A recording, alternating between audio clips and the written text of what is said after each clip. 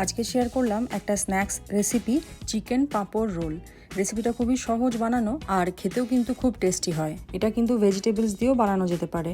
তো এখন আমি তেলের মধ্যে গোটা জিরে, পেঁয়াজ কুচি, গ্রেট করা রসুন আর গ্রেট করা আদা দিয়ে হালকা একটু ভেজে নেব, যাতে পেঁয়াজ রসুন আদার কাঁচা গন্ধটা চলে যায়। এরপর এর মধ্যে দিয়ে দেবো বোনলেস চিকেন, যেটাকে আমি একদম ছোটো ছোটো করে কেটে নিয়েছি। এবার এই চিকেনটাকে একটু ভেজে নেব, কিন্তু এখন নুন দিচ্ছি না, কারণ নুন দিলে চিকেন থেকে জল বেরিয়ে যাবে। তো একটু ভেজে নেওয়ার পরে নুন দেব।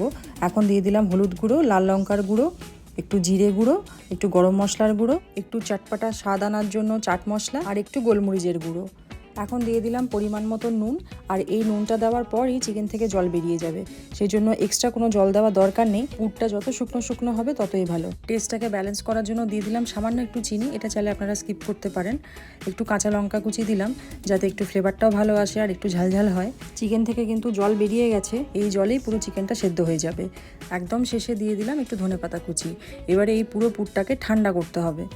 এদিকে নিয়েছি আমি একটু বড় সাইজের পাঁপড়গুলো, তবে পাঁপড়ের কোয়ালিটিটা খুব একটা ভালো নয়। আমি এখানে যেরকম পেয়েছি সেরকমই নেওয়ার চেষ্টা করেছি। বাজারে দেখবেন এরকম বড় সাইজের পাঁপড়গুলোই একটু নরম ধরনের পাওয়া যায়, যেগুলোকে সহজেই ফোল্ড করা যায় সেরকম পাঁপড়। তো সেই পাঁপড়গুলো নেওয়ার চেষ্টা করবেন, তাতে কিন্তু এই রেসিপিটা অনেক ভালো হয়। আর এরকম শক্ত পাঁপড়গুলো কিন্তু ভেঙে যাওয়ার চান্স থাকে বেশি। তো এখন পাঁপড়গুলোকে একটু জলে ভিজিয়ে নরম করে নিতে হবে, যাতে ফোল্ড করতে সুবিধে হয়। তবে জলে কিন্তু বেশিক্ষণ ভিজিয়ে রাখা যাবে না, তাহলে পাঁপড়গুলো কিন্তু ছিঁড়ে যেতে পারে। এবারে পাঁপড়ের মধ্যে চিকেনের পুরটাকে ভরে দুই সাইডের মুখটাকে বন্ধ করে ভালো করে ফোল্ড করে দিতে হবে, যাতে চিকেনের পুরটা বাইরে বেরিয়ে না আসে। যদি পাঁপড়ের কোয়ালিটি ভালো হয় তাহলে কিন্তু রেসিপিটা বানানো খুবই সহজ, সেরকম কোনো সমস্যা হয় না। এখন এবারে এই পাঁপড়ের রোলগুলোকে যতটা সম্ভব কম তেলে ভাজতে হবে, আর একদম লো ফ্লেমে করতে হবে। আর পাঁপড় কিন্তু খুব তাড়াতাড়ি তেল অ্যাবজর্ব করে নেয়, তাই পাঁপড়ের রোলগুলো ভাজার জন্য যেটুকু পরিমাণ তেলের প্রয়োজন সেটুকুই ব্যবহার করার চেষ্টা করবেন। আর যদি বাড়িতে এয়ার ফ্রায়ার থাকে তাহলে তো কোনো কথাই নেই।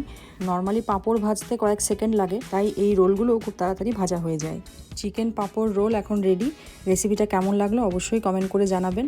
কারা কারা এই রেসিপিটা অলরেডি বানিয়েছেন সেটা তো অবশ্যই জানাবেন। আর আমার এই রেসিপিটা দেখে কারা কারা বাড়িতে ট্রাই করেছেন সেটাও কিন্তু কমেন্ট করে জানাতে ভুলবেন না।